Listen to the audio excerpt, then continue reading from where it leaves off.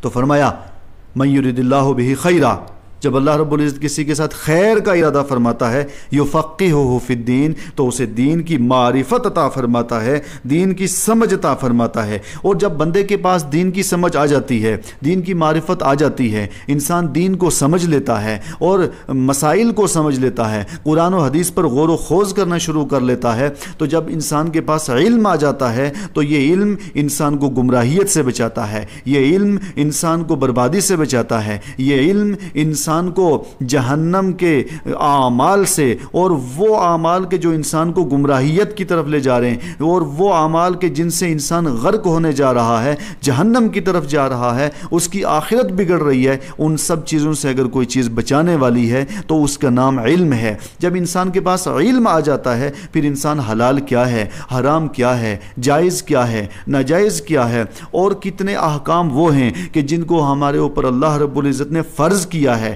واجب کیا ہے، مستحب کیا ہے، سرکار علیہ الصلوۃ والسلام نے جن کو مستحب بتایا ہے، واجب بتایا ہے، سنت بتایا ہے۔ غرض یہ کہ پھر شریعت کا ہمارے پاس علم آ جاتا ہے، اور جب بندے کے پاس علم آتا ہے تو پھر علم کے بعد ہوتا کیا ہے، انسان کے دل سے دنیا نکل جاتی ہے۔ انسان دنیا میں تو رہتا ہے مگر دنیا انسان کے اندر نہیں رہتی۔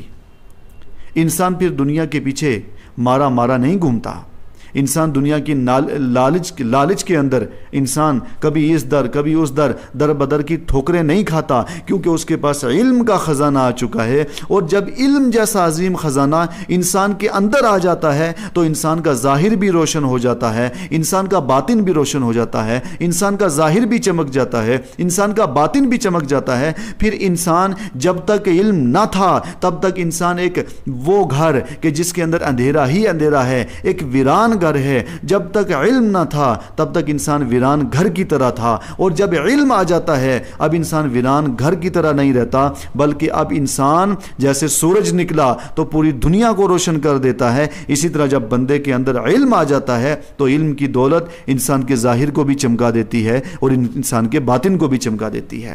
پھر انسان کا فرمایا یفقہہ فی الدین، اسے اللہ دین کی سمجھ عطا فرماتا ہے۔ جب اللہ رب العزت دین کی سمجھ عطا فرماتا ہے پھر انسان کے دل کے اندر دنیا نہیں رہتی، وہ دنیا میں تو رہتا ہے مگر دنیا اس کے اندر نہیں رہتی۔ آگے فرمایا یفقہہ فی الدین، فرمایا دین، تو دین سے کیا مراد ہے؟ مولا علی قاری فرماتے ہیں کہ اللہ رب العزت اسے دین سے مراد یہ ہے اللہ اسے شریعت کا علم عطا فرماتا ہے، اور طریقت کا علم عطا فرماتا ہے، اور حقیقت کا علم عطا فرماتا ہے۔ شریعت، طریقت، حقیقت، ان تینوں کا علم اللہ عطا فرماتا ہے۔ اب اس پر آپ ترتیب پر غور کریں، پہلے شریعت کہا، پھر طریقت کہا، اور پھر حقیقت کہا۔ مطلب یہ ہے اگر حقیقت پانا چاہتے ہو تو آپ کو طریقت سیکھنا ہوگی، طریقت کی منزلوں کو طے کرنا ہوگا، اور اگر آپ طریقت کی منزلوں کو طے کرنا چاہتے ہو تو آپ کو شریعت سیکھنا ہوگی۔ جب آپ کے پاس شریعت ہوگی، جب آپ کے پاس شریعت ہوگی یعنی شریعت کا علم ہوگا، جب آپ شریعت کو سیکھ لو گے تو پھر آپ کے لیے طریقت آسان ہوگی، اور جب آپ طریقت کی منزلیں طے کر لو گے پھر آپ کی حقیقت بھی آسان ہو جائے گی۔ پھر ایک وقت وہ بھی آئے گا کہ آپ پوری کائنات کو بھی اپنے ہاتھوں پر دیکھیں گے، ہاں کائنات کو ایسے دیکھیں گے جیسے کوئی اپنے ہاتھ کی ہتھیلی دیکھتا ہے، جیسے غوث اعظم ارشاد فرماتے ہیں میں پوری کائنات کو ایسے دیکھتا ہوں جیسے کوئی آدمی اپنے ہاتھ کی ہتھیلی دیکھتا ہے۔ تو یہ شریعت کے بعد طریقت، اور طریقت کے بعد جب حقیقت کی منزلیں انسان طے کرتا ہے تو پھر انسان کے لیے سب کچھ روشن ہو جاتا ہے۔ اگر بندہ سوچے کہ میں ڈائریکٹ حقیقت تک پہنچ جاؤں تو بندہ ڈائریکٹ حقیقت تک نہیں پہنچ سکتا جب تک طریقت کی منزلیں نہ طے کرے، اور طریقت کی منزلیں بھی ڈائریکٹ انسان طے نہیں کر سکتا جب تک کہ شریعت نہ سیکھ لے۔ غرض یہ کہ پہلی پوڑی اس کا نام شریعت ہے، پہلا زینہ اس کا نام شریعت ہے، پہلی منزل اس کا نام شریعت ہے۔ جب آپ شریعت سیکھو گے تو پھر آپ کی ساری منازلیں وہ آسان ہونا شروع ہو جائیں گی۔ تو فرمایا یفقہہ فی الدین، اللہ اسے دین کی سمجھ عطا فرماتا ہے، دین کی معرفت عطا فرماتا ہے، یعنی اسے شریعت کا علم بھی دیتا ہے، طریقت کا علم بھی، اور حقیقت کا علم بھی عطا فرماتا ہے، اور معرفت بھی عطا فرماتا ہے۔ تو حدیث مبارکہ اس کا مفہوم یہ ہوا کہ اللہ رب العزت جب بندے کے ساتھ خیر کا ارادہ فرماتا ہے، بھلائی کا ارادہ فرماتا ہے تو اسے دین کی سمجھ عطا فرماتا ہے، دین کی معرفت عطا فرماتا ہے۔ اور دوسری حدیث مبارکہ اسی موضوع پر الترغیب و ترہیب یہ ہمارے پاس موجود ہے، اس کے اندر بھی یہ حدیث مبارکہ موجود ہے کہ من یرید اللہ بہ خیرا یفقہہ فی الدین۔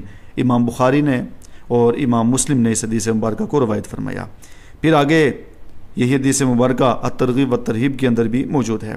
اب دوسری حدیث مبارکہ الترغیب و ترہیب کے اندر موجود ہے اذا اراد اللہ بعبد خیرا، جب اللہ رب العزت کسی بندے کے ساتھ خیر کا ارادہ فرماتا ہے، یفقہہ فی الدین، اسے دین کی سمجھ عطا فرماتا ہے۔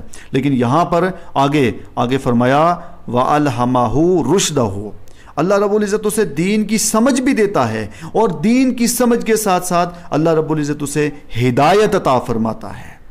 غرض یہ کہ اگر آپ ہدایت حاصل کرنا چاہتے ہو تو آپ کو ہدایت بھی علم دین ہی کے ذریعے سے حاصل ہوگی، آپ کو شریعت حاصل کرنے سے آپ کو ہدایت ملے گی۔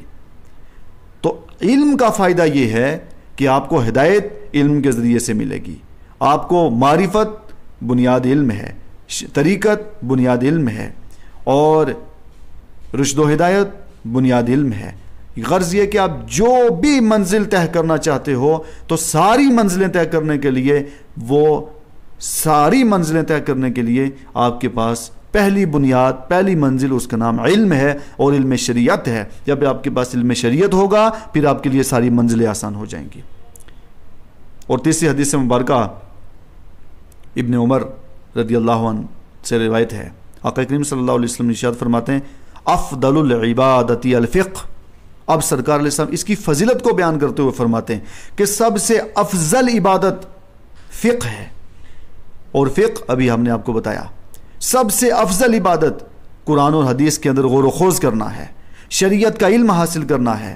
تو سب سے افضل عبادت اس کو کیوں کہا گیا؟ فرائض کے بعد اگر سب سے افضل عبادت ہے تو وہ فقہ ہے۔ اس کی وجہ یہ ہے کہ انسان مثلاً آپ نماز پڑھ رہے ہیں، اب نماز کے اندر کتنی چیزیں آپ کے اوپر فرض ہیں، نماز کے فرائض کیا ہیں، نماز کے واجبات کیا ہیں، نماز کی سنن کیا ہیں، مستحبات کیا ہیں، نماز کب فاسد ہوتی ہے، نماز کب ٹوٹتی ہے، وغیرہ ذالک علی ھذا القیاس، جو چیزیں نماز کے تعلق سے ہیں۔ اسی طرح روزے کو آپ لے لیں، زکوٰۃ کو آپ لے لیں، حج کو آپ لے لیں۔ غرض یہ کہ آپ کوئی بھی عمل کرنا چاہتے ہو تو اس عمل کو کرنے سے پہلے اس کا علم آپ کے پاس ہونا یہ بہت ضروری ہے، اس کی نالج آپ کے پاس ہونا ضروری ہے۔ مثلا نماز ہی ہے تو نماز کا علم آپ کے لیے ہونا ضروری ہے۔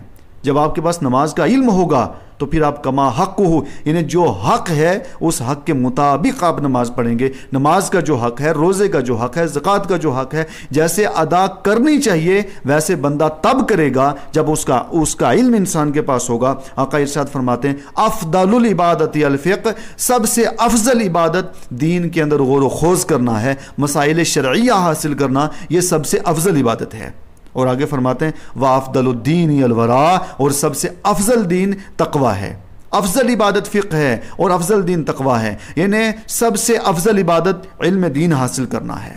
اور سب سے افضل ایمان کیا ہے؟ سب سے افضل دین یہ ہے کہ انسان علم سیکھے اور علم سیکھنے کے بعد اس کے اوپر عمل کرنا شروع کر لے۔ تو اب افضل عبادت وہ علم دین سیکھ رہا ہے، اور پھر افضل دین وہ دین جو سیکھ رہا ہے، وہ جو علم سیکھ رہا ہے اس علم کے اوپر عمل کر رہا ہے، تو یہ عمل کرنا سب سے افضل ہے۔ اللہ رب العزت کی بارگاہ میں دعا ہے کہ اللہ رب العزت ہم سب کو قرآن اور حدیث کی معرفت عطا فرمائے، اور احکام شرعیہ کو سیکھنے، سکھانے، علم دین سیکھنے اور سکھانے اور اس کے اوپر عمل کرنے کی توفیق و ہمت عطا فرمائے۔ اسی موضوع پر دوسری نشست کے اندر ہم انشاءاللہ گفتگو کریں گے۔ اللہ رب العزت ہم سب کو حسن عمل کی توفیق فرمائے۔ وآخر دعوانا ان الحمدللہ رب العالمین۔